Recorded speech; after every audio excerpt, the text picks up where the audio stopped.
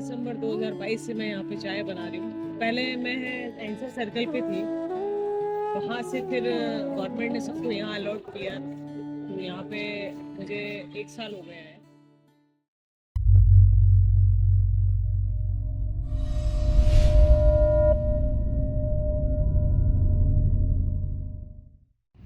मेरा परिचय, मेरी परवरिश और मेरा एजुकेशन वो सिरोही से जुड़ा है लगभग। स्कूलिंग मेरी यहाँ हुई, कॉलेज मेरा यहाँ था और संघर्ष से लेके सक्सेस सब यही मैंने देखा है लगभग।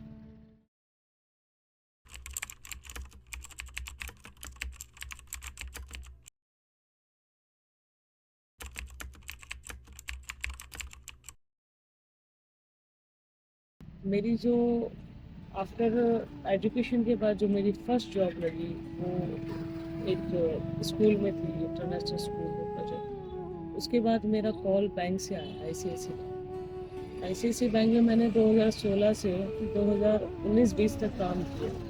मेरी फर्स्ट ज्वाइनिंग थी अहमदाबाद। उसके बाद मैं ट्रांसफ़र ले लिया मैंने सुबह। कोई 5-6 साल का मेरा टोटल अनुभव रहा। उस अनुभव के दौरान मैंने जो देखा प्राइवेट सेक्टर में आजकल की युवा पीढ़ी को तो मतलब ज़रूरत तो है ही, लेकिन उसके साथ में शोषण भी हो रहा है उसका। जैसे देखा जाए कि युवा पीढ़ी अब अपना जो स्किल्स है वो खो रही है, जहाँ तक मुझे लगा। लेकिन मैंने काफ़ी टाइम जो हरेसमेंट देखा टारगेट को लेके, बार बार हर चीज़ को मतलब टॉर्चर करना हर चीज़ में।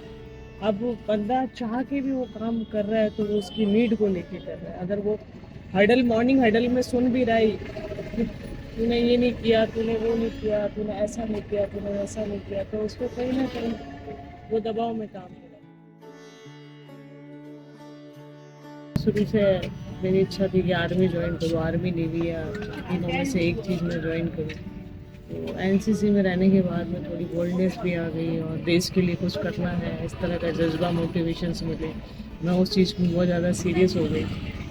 तो हाँ, आर्मी में जाना है और इस बीच में शादी का मेरे पे प्रस्ताव रख दिया और प्रेशराइज करके और शादी कर दी 2012 में।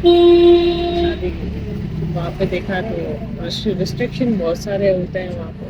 पढ़ाई पढ़ाई सारा दिन क्या पढ़ाई। वैसे शुरू से शादी में इंटरेस्ट रहा ही नहीं कि अपने पैरों पर खड़े होकर और करेंगे। बाघा बॉर्डर पर खड़े होकर यहाँ गोली खाने की इच्छा थी, ये बात सच है। ये मैं किसी के लिए आप पूछ रहे हो या किसी को बताने के लिए नहीं, ये बात सच है कि मेरी इच्छा थी कि मैं इस तरह से, सपना था मेरा। लेकिन वो सब चीज़ें मेरे साथ हुई। शादी हुई 2015 में टूटी और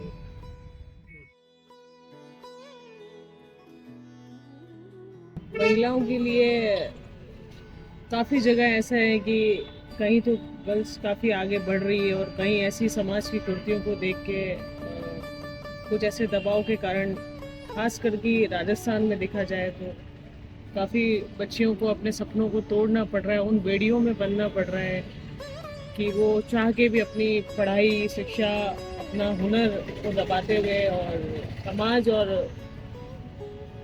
पेरेंट्स के अभाव में आकर शादी करने पर मजबूर हो रही हैं। और इसी के लिए मैं बोलना चाहूँगी कि जितना हो सके बाल विवाह पे रोक हो और शिक्षा की तरफ ज़्यादा उन्हें प्रोत्साहन मिले, क्योंकि उन्हें 2 घर संभालने हैं। तो बच्ची शिक्षित होगी तो आगे जाके दोनों परिवार को संभाल पाएगी। तो ये मेरा मैसेज है कि आप बच्चों को ज़्यादा से ज़्यादा शिक्षा दें। और जाति धर्म ये तो सिर्फ राजनेताओं का खेल है, तो इसमें भी ये भेदभाव वाली जो सिस्टम है उसको भी कम कर दिया जाए तो मेरे लिए बहुत अच्छा है और आगे जितनी भी पीढ़ियाँ आई उनके लिए भी बहुत अच्छा है। ये चीज़ मैं करना चाहती हूँ। गत वर्ष अभी जो कोरोना काल गया है तो मैंने वहाँ देखा भाईचारा। तब जाति धर्म से कोई वो नहीं कर रहा था कि अरे तू मुझे खून मत दे, तूने ऑक्सीजन के उस पर हाथ क्यों लगाया, वो जात का है तो उस जात का है। तब सब एक दूसरे की मदद ले रहे थे। अभी अच्छी खासी अपने सिरोही में रामनवमी की बढ़िया रैली निकली। आप मुसलमान भाइयों ने सबका स्वागत किया, उन्हें फूलों से उन्हें माला पहनाई, सब करा। तो ये चीज़ देख के बहुत अच्छा लगता है कि आज दोनों कौम के इंसान इतना अच्छे से चल रहे हैं। और ऐसे लड़ते हुए देखते हैं ना, तो ऐसा लगता है यार इसमें आम इंसान होते हैं ना, वो मारे जाते हैं। वैसे अपना कोई रोल नहीं। अब राजनीतिक में हमारी दुकानें वहाँ से हटाई भी गई, शायद वो हिंदू मुस्लिम था या कोई ऊपर के जो बड़े नेता बैठे उनकी लड़ाई थी, छोटे लोग मारे गए। वैसे इंसान तो कोई छोटा नहीं होता, सोच छोटी होती है। लेकिन वो सोच ही छोटी समझी मैंने। डब्ल्यूडी की ये पड़ी है जमीन। गवर्नमेंट अगर सिर्फ जनता का भला चाहती है तो क्यों ना वो मंदिर ना बनाए, मस्जिद ना बनाए, वहाँ पे ऐसी चीज बना दे जिसमें गरीबों का भला हो। ऐसा एक गार्डन बना दे, ऐसा एक हॉस्पिटल बना दे, ऐसा एक समाज सेवी को ऐसी जगह बना दे। ये सब चीज नहीं होनी चाहिए। और ये सब, इन सब चीज मेरे को तो लगता है मैं दुनिया में इस क्यों आई हूँ। मैं ये दिलों में नफरतें पैदा कभी करी ही नहीं मैंने कि हिंदू ऐसे होते हैं कि मुस्लिम ऐसे होते हैं।